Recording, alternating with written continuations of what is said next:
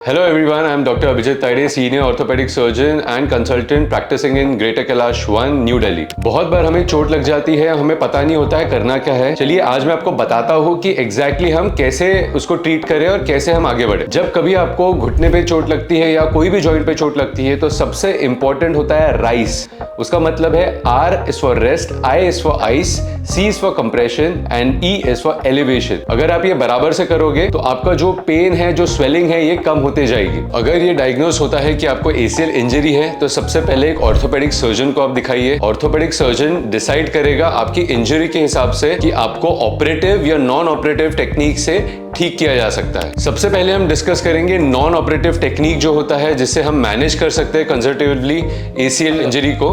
तो जब कभी हमें पता चलता है एग्जामिनेशन से एंड MRI रिपोर्ट से कि आपका कंप्लीट ACL टेयर नहीं है, हो सकता है वो स्टार्टिंग के स्टेज में हो सकता है वो पार्शियल टेयर हो, तब हम उसको मैनेज कर सकते हैं कंजर्वेटिवली। पहले तो जो पेन हो रहा है उसको ठीक किया जाता है मेडिकेशन से, स्वेलिंग को ठीक किया जाता है मेडिकेशन से, थोड़ा सपोर्ट जैसे कि एक नी ब्रेस हम देते हैं जिससे उसको सपोर्ट मिले। एंड थर्ड, जब हमारा सब पेन, स्वेलिंग एंड जो स्टिफनेस है वो जब कम हो जाती है, we can treat that with the latest advance techniques जो है PRP और ACP इंजेक्शन। PRP क्या होता है? प्लेटलेट रिच प्लाज्मा होता है, वो आपके ब्लड से लेके हम आपको इंजेक्ट करते हैं। उससे जो भी रीजनरेट होना है, जो भी हीलिंग होना है, वो थोड़ा फास्टर हो जाता है और आप जल्दी रिकवर करते हो। विद दैट सबसे इंपॉर्टेंट जो होता है फिजियोथेरेपी।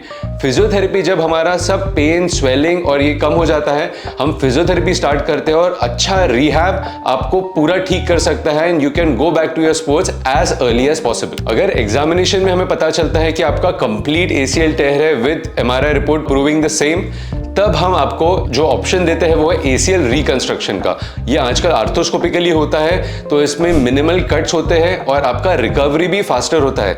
ACL रिकंस्ट्रक्शन में आपका ही एक ग्राफ्ट लेते हैं हम आपके बॉडी से और उसको ही रिकंस्ट्रक्ट करके आपको ACL ग्राफ्ट बनाया जाता है। तो रिहैबिलिटेशन कैसे होती है? रिहैबिलिटेशन अगर हम नॉन ऑपरेटिव देखें, हम पहले तो उसका पेन कम करते हैं, स्वेलिंग कम करते हैं और सपोर्ट देते हैं। विद दैट फिजियोथेरेपी शुरू करते हैं। 4 से 6 हफ्ते अच्छी फिजियोथेरेपी से मसल स्ट्रेंथ बढ़ने के बाद पेशेंट अच्छा रिकवर कर जाता है और वो अपने स्पोर्ट्स या जो भी आपकी डेली एक्टिविटीज है वो नॉर्मली जैसे वो पहले करता था वैसे वो कर सकता है। अब ऑपरेशन के बाद पेशेंट हमेशा मुझे पूछता है कि रिहैब कैसे हो सकता है और वो कब स्टार्ट कर सकता है अपनी day to day activities. Operation के बाद पेशेंट चलना अगले दिन से स्टार्ट कर सकता है। पहले जो 3 हफ्ते रहते हैं उसमें हम क्लोज चेन एक्सरसाइजेस शुरू करते हैं और साथ में एक फुल नी ब्रेस देते हैं सो दैट वो स्टेबिलिटी दे, हमने जो ग्राफ डाला है वो हील अच्छे से करे। जैसे ही 3 हफ्ते हो जाते हैं हम ओपन चेन एक्सरसाइजेस शुरू करते हैं और जो ब्रेस, जो लॉन्ग स्टिफ ब्रेस है उसको हम चेंज करके शॉर्ट हिंज नी ब्रेस दे देते हैं जिसमें पेशेंट अपना रेंज ऑफ मोशन अच्छे से कर सकता है। आफ्टर 1.5 मंथ हम पेशेंट को एग्जामिन करते हैं। अगर हमें लगता है पेशेंट का स्ट्रेंथ अच्छे से आ चुका है तो हम पेशेंट को स्क्वाट्स एंड साइकिलिंग हम स्टार्ट करा सकते हैं। बट जहां भी पेशेंट फुट लैंड कर रहा है,